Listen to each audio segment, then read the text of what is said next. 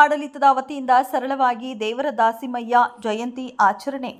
ಪಟ್ಟಣದ ಹೃದಯ ಭಾಗದಲ್ಲಿರುವ ತಾಲೂಕು ಆಡಳಿತದ ಕಚೇರಿ ಸಭಾಂಗಣದಲ್ಲಿ ಗ್ರೇಡ್ 2 ತಹಶೀಲ್ದಾರ್ ಸಮಿತಿ ಅವರ ಉಪಸ್ಥಿತಿಯಲ್ಲಿ ವಚನಕಾರ ಶ್ರೀ ದೇವರ ದಾಸಿಮಯ್ಯ ಜಯಂತಿಯನ್ನ ಬಹಳ ಸರಳವಾಗಿ ಶ್ರೀ ದೇವರ ದಾಸಿಮಯ್ಯ ಅವರ ಭಾವಚಿತ್ರಕ್ಕೆ ಪುಷ್ಪನಮನ ಸಲ್ಲಿಸಿ ಆಚರಿಸಲಾಯಿತು.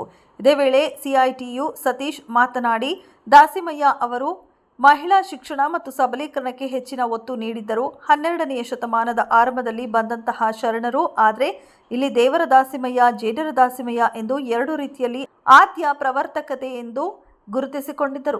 ಆದರೂ ಈ ಇಬ್ಬರು ಬೇರೆ ಬೇರೆ ಎಂಬ ಅಭಿಪ್ರಾಯ ಚರ್ಚೆಯನ್ನ ಸಾಕಷ್ಟು ಚಿಂತಕರು ವ್ಯಕ್ತಪಡಿಸಿದರು. ಆದರೂ ಈ ಎರಡು ಹೆಸರುಗಳನ್ನು ಕುರಿತು ಸಂಶೋಧನೆ ಮಾಡುವುದು ಅಗತ್ಯವಾಗಿದೆ. ಜೊತೆಗೆ ಕಾಯಕಯೋಗಿಯಾಗಿ ಕಾಯಕ ಮಾಡಿ ವಚನಗಳನ್ನು ರಚಿಸಿದವರು ದಾಸಿಮಯ್ಯ. ಶರಣಂ ಮಹಾನ್ ವ್ಯಕ್ತಿಗಳ ಆಚರಣೆಗಳು ಕೇವಲ ಸಾಂಪ್ರದಾಯಿಕವಾಗಿರದೆ ಅವರ ತತ್ವ, ಆದರ್ಶ ಮತ್ತು ಜೀವನ ಶೈಲಿಗಳನ್ನು ಅಳವಡಿಸಿಕೊಳ್ಳುವುದರ ಜೊತೆಗೆ ಇತರರಿಗೂ ಅಳವಡಿಸಿಕೊಳ್ಳುವ ನೆರವಾದರೆ ಮಾತ್ರ ಇಂತಹ ಆಚರಣೆಗಳನ್ನು ಅರ್ಥ ಬರುತ್ತದೆ ಎಂದು ಜೊತೆಗೆ ನೇಕಾರ ವೃತ್ತಿ ಹೊಂದಿರುವ ದೇವಾಂಗ ಸಮಾಜ ಬಾಂಧವರಲ್ಲಿ ದಾಸಿಮಯ್ಯನವರು ಕುರಿತಂತೆ ಜಾಗೃತಿ ಮೂಡಿಸಲು ರ್ಯಾಲಿಯ ಅಗತ್ಯವಿದೆ.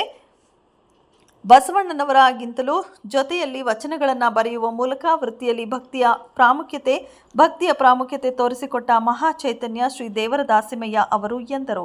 ಇದೇ ಸಂದರ್ಭದಲ್ಲಿ ಸಮಾಜದ ಮುಖಂಡರುಗಳಾದ ಮೂರ್ತಣ್ಣ, ಮೂಡಲಗಿರಿಯಪ್ಪ, ಚಂದ್ರಶೇಖರ್, ಧನಂಜಯ, ಗಂಗಾಧರಪ್ಪ, ಕನ್ನಡದ ಕಂದ ವೆಂಕಟೇಶ್, ತಾಲೂಕು ಆಡಳಿತದ ಸಿಬ್ಬಂದಿ ವರ್ಗ, ಇನ್ನು ಹಲವಾರು ಮುಖಂಡರು ಶ್ರೀ ದೇವರ ದಾಸಿಮಯ್ಯ ಜಯಂತಿಯಲ್ಲಿ ಪಾಲ್ಗೊಂಡಿದ್ದರು.